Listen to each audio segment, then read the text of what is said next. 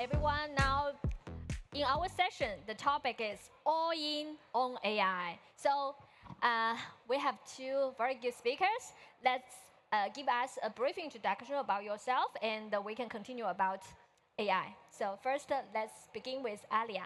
Yeah, I'm Aliya. I manage NVIDIA's Venture Capital Alliance program, which is really our program to support the VCs that are then investing in the AI ecosystem. So, we run a lot of programs to support, investment teams on deal flow, as well as value creation and portfolio support teams to support portfolio companies on technical support. Of course, we're NVIDIA, as well as go-to-market support. So, Khailee from 500 Global. Well, yeah, I'm here to soak up all the support I can get from NVIDIA. That's all there is. So my name is Khailee Ng. I'm a managing partner of 500 Global. So we're a global venture capital firm. We've invested in 3,000 companies across 81 countries. Half of these companies are US. The other half is not US, non-China, non-India. They're like rest of the world. We're talking about Middle East, Latin America, Southeast Asia. So it's really interesting to see innovation from a developed country standpoint and a developing country standpoint. Specifically for AI, we've been investing since 2013 in machine learning, predictive analytics, and a lot of the fundamental technologies that become, I think, what we call AI today. We've got 220 companies in our portfolio that you can really legitimately call AI, of which the past 2 years, we have one new AI investment every 2 weeks. So happy to talk about anything on on whether it's the hardware layer, the kind of like the platform layer, or the application layer, or anything that we see in the future about AI. So thanks so much for having us. Okay, we will talk about DeepSeek. You'll talk about DeepSeek. No. I was telling her, I said, she's like an interviewer from China. She's like, oh, so how much do you love DeepSeek? No. I don't know anything about that. So maybe you can give us some kind of international perspective. Okay, Aliya, I know you are working for NVIDIA for the AI Aliens program. So could you give us some more details about that? How did you do in this program, and how do you support these AI companies? Yeah, so the VC Alliance is a global program. What we do is we partner with VC firms, and we have really, I would say, two streams of support. So the first stream is for investment teams. We see a lot of companies come through our startup programs. And so for VCs, what we're able to do is actually pass on curated deal flow to investment teams from the startups that we see. So that's the first thing. And then, kind of on the reverse side, what we have is what we call our co-investor network, where if you have a startup that's raising in your portfolio and, you're looking for co-investors, we're able to kind of match that startup with investors who might be interested in them to help them fill out their round more quickly. So that's really on the investment side. And then I would say on the portfolio support side, what we do is we work with portfolio companies to figure out what NVIDIA technologies they can use to optimize their AI operations, or if they're looking to start implementing AI, figure out what's the best way for them to do that. So really a lot of technical support. They get discounts on NVIDIA technologies, access to solutions engineers. So there's really a lot of support there. And then, on the go-to-market side, we're able to kind of offer a lot of the companies in VC portfolios global kind of awareness. We highlight them so that they're really able to get their name in front of customers. So what kind of AI companies are really kind of become very interesting from your side? I mean, we see companies from all over the world. We see companies in all industries. I don't think we necessarily have a particular industry that we're focused on. But what I will say is that one of the things that we do really like to see are founders that really know kind of their sector that they're going into. So it's less, I would say, almost about the AI and more about a founder who understands the problem that they're trying to solve, and then AI maybe becomes a way that they're trying to do that. So that's really what I would say. So, Khailee, could you give us some more details about 500 Global? Because I know you invest globally in different countries. So do you have any focus? Do you think which part of the world would be most promising in the future? Well, what I can do is I can frame like the broader opportunity set across a few dimensions. So the first way we think about it now, and I know a lot of you are investors as well, is that 2025 to me is the year of adoption. So what do I mean? OpenAI would claim that there's 300 million plus, give or take, monthly active users on ChatGPT. Meta would claim that there's 600 million users that they force you to use on WhatsApp. Microsoft has about 1.4 billion Microsoft users that they will put a lot of Copilot into. And there's 2.9 billion Android devices where Google's going to put Gemini into and have people start to use. But there's 5.5 billion internet users right now. So what does that mean? So you can kind of roughly estimate that maybe about 1 billion people, or maybe less than 1 billion people, are actively using AI, maybe once a week to correct their English or something. But for the most part, 4.5 billion people aren't using it on a day-to-day basis across everything they do. So this adoption moment, if any application comes out here and provides a user experience that has much more benefit versus anything else they're currently using, they have a chance to actually gain hundreds of millions of users pretty quickly. So this moment of adoption and the ways those apps suddenly get adoption is something that we're mapping, we're charting, we're seeing which verticals will get quickly disrupted by. And I want to give real examples so that we bring this to light. Everyday verticals that we know, let's say, okay, just talk about English, right? Learning English. We had a company go through a program we had in the country of Georgia. They started a AI video tutor called Practica.ai, 14-month-old startup.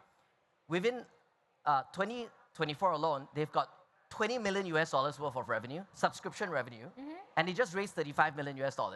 But their full-time team is only 4 people. So they moved from Georgia, they moved to Dubai for tax reasons, and talent and other things. Okay. And also because Dubai is great, they moved to Dubai.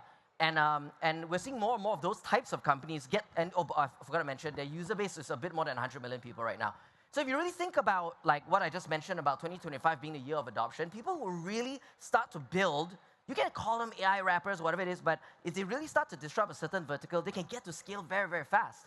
So I think that's the first dimension of opportunity that we look at. I can go through the other two as well, but I just want to leave you all with that thought. Wow, so have you invested for this kind of companies with more people, with less humans, but more high technicals? No, absolutely. We're the first investors in that company and many more of this type. So maybe for the future, everyone can be super individual. That would be a route. So, and the themes you are mentioning about Middle East. So what kind of new themes? Did you find it here?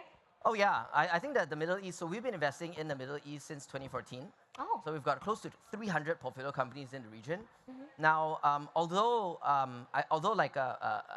we're talking about AI on this panel and we're talking about the Middle East, I think one of the biggest opportunities the Middle East has right now is that they are organically already attracting AI builders to come to the region. Like for a lot of you, maybe some of you are from UAE, from Dubai per se. I think His Eminence Omar Al-Alama, the Minister of AI, like he's hosting this thing every Thursday at his farmhouse. He's like mixing people together. I've been there 3 times already, and I just meet the best people. It really makes me want to move to this region almost because so many AI builders from Europe. Yeah, no, because nothing. A lot of European builders, a lot of Indian builders, a lot of folks are moving here to this region because they're starting to see that this is a place they can move with a lot of speed.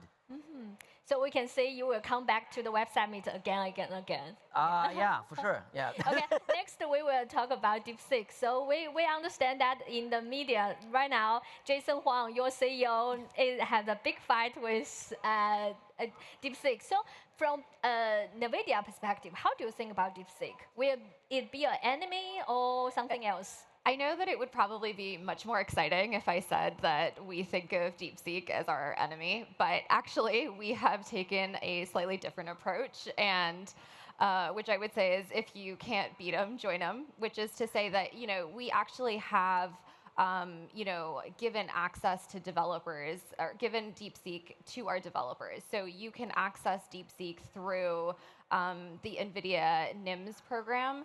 And we do that for a lot of open source models. So I would say, we're definitely not looking at DeepSeek as an enemy. You know they're going to cut out just the first part of what you said right now. Kidding? Yeah, I was going to say, please don't do that. But no. So Khailee, what's your opinion? Yeah, I mean, like, it's fun to watch, right? It's like, well, like, with this, like, a sports match, you're like, oh, here's the reigning heavyweight champion of the world, and all of a sudden, this up-and-comer. I think it's really fun spectator sport. But what we also have to realize is that there's so many other very well-funded people in this race. Like, we're just chatting backstage earlier, the Saudi Aramco invested in a $400 million round in Jipu AI in China. But if you ask people about, oh, Jipu AI, what's Jipu AI? Like, nobody was even talking about Jipu AI. But what if, like, 6 months from now, they just come out and bam, cheaper, faster, better, stronger than everybody else? Like, we don't know, and they're just one of many extremely well-funded folks. There are plenty of small teams working on solving very specific problems, and then they'll copy and learn from each other, and all of it as a whole will get better and better. So I feel like there's a quote from Ben Schott, right? He's like this author that I quite like. He said, you can't tell the time by reading the second hand on the clock. So right now, we're watching things go in very, very short term, and we're saying, oh, this is happening, that's happening. But the larger trend is told in a larger view of things, not just by the second hand. So I do think that the bigger trend, if you look at back then, the war for web browsers, then later the war for different type of kind of open source technologies related to HTML, CSS, a lot of these technological wars, I think it takes some time to kind of pan out. We're still at very early innings, and I think the people who benefit the most are actually the developers, the people who invest, the people who build. Because this is time that we're going to get it's so cheap. It's like the cheapest time to build in AI, and there's the most possible people to adopt your app. Later on, when things get very commoditized, it's going to be super expensive to use DeepSeek, OpenAI, or any of them. It's going to be crazy expensive, just like how it's expensive to use Meta's advertising or any of the advertising algorithms, right? So right now, it's the time to build, it's time to invest, and I think it's exciting to just be at the start of this wave. So will this influence the VC capitalists to invest the companies to value their price or something? Because now DeepSeek has used such low price to do such high efficient things. So will you cut your investments? No, there's going to be more. Like, okay, so December last year, I had a family holiday in Lombok in Indonesia. Okay, so my parents, you know, we're just having family holiday. 5 days, rented a villa. So at the end of the holiday, I said, okay, parents, bye, see you later. You go back. I'm going to stay in the villa because I'm, you know, importing a few freelancers. We're going to build an AI app, and we're going to ship it in 5 days. Okay, I gave myself the challenge, said, look, let's build. And so we did. And what I learned from 5 days and shipping like an AI startup and using and comparing, we were using DeepSeek at the time. In fact, the developer that flown in was from China. He worked on ByteDance, and I was introduced to a lot of Toupao, you know, and other kind of ByteDance AI, which is fantastic. Anyways, my point is, we flew in, we're shipping, we're building, and I found that the AI compute is not that expensive. That's not the expensive part. What's expensive is the user interface, the user experience between AI and all of us via WhatsApp or via phone. So we're using Twilio's API, and it's crazy expensive. You know, we launched our app, like we charge $15 a month, and we had 2,000 users in the first week. 500 of them came from Egypt. But the Twilio cost of making phone calls and talking in Egypt was like $30 a month in total for that usage, right? So we had to shut down the app because it's too expensive for Twilio and WhatsApp API. Not DeepSeek, not OpenAI's API. It is still Twilio, it is still WhatsApp, right? So I do think that there are a few other things that would have to go down in cost for there to be mass usage of a lot of voice agents and apps of similar types. So will this give you some new ideas about investment? A ton. For those Wait, Demo, give us. Yeah, I mean, like a lot of it. Okay, so right now we look at equity, right? You can do seed in a company. Like we just cut a check into this 20-year-old boy from Indonesia, and he's got a company that's doing 70,000 monthly recurring revenues, and he's a solo developer. Okay. Now, after this check, he's already quite profitable. After this check, I don't know if he's going to need another check. What if he doesn't need a Series A or B or C and can straight away like list? Then what will happen to us? Because we've raised all this money, like we've raised a much larger fund, so what if we can't deploy as much, right? But they do need some type of financing, so I do think I'm going to drop a little secret bomb over here where we're investigating a little bit more and more revenue-based financing. It's a type of financing to a company where we'll give you money for you to acquire customers, and we'll revenue share on the value of the customers you get. So that may also help with like the VC kind of J curves and other kind of things that affects the slower rate of returns and kind of speed it up for VCs as well. So we're investigating, we're taking the first principles approach. You know, we're developing a $100 million fund right now that's focused on experimenting with new ways of financing, but also these types of companies as well. So the results of those experiments, I hope they'll be positive, you know, but one has to just try new ways. You know, we're living in the new world. Yes, it's really exciting, all in AI. So it's the AI era right now. But on the other hand, will you think about any kind of downside if we really all in AI, so involved a lot into it? If there's any challenges in the future, or how can we control this situation, or how can AI really make democratic for everyone or something? Yeah, all the downsides, she will answer it. No, I don't think, I mean, I think that with any new technology, there will obviously be downsides and there will be upsides. I think we've seen that, you know, throughout the history of science, and definitely coming from a science background, you know, there are examples of that, countless examples of that, really. But I think that at the end of the day, we're going to start to see AI more and more as a tool that just is a fact of our lives. You know, the same way that I'm sure people were sitting here having this conversation about Google and the internet and, you know, the downsides of that. And, you know, 15, 20 years later, we are all using it, and it has sort of naturally evolved to a point where everyone has access to it. So I think, you know, you'll likely see something similar with AI. And at the end of the day, I hope that we all do really cool things with it. So, Khailee, so tough question for you. Yeah, I think that even before AI, as long as there's a lot of information surrounding us and information that we listen to, it may feel sometimes that we are swayed by voices outside of us. You know, so our thoughts may be very influenced, right? Not by just by pre-algorithms or with algorithms, everybody else. So then the question becomes like, how much time does an individual take to pause, to breathe, to really listen to your own voice, you know, and have your own morals, your own values, know what is it you want to achieve and experience in this life for other people and yourself, and how do you have your own algorithm that controls the other algorithms rather than let the other algorithms control you. So I do think that the larger task is for us to be very rooted in our own voice, you know, as a lot of these other things get louder and louder.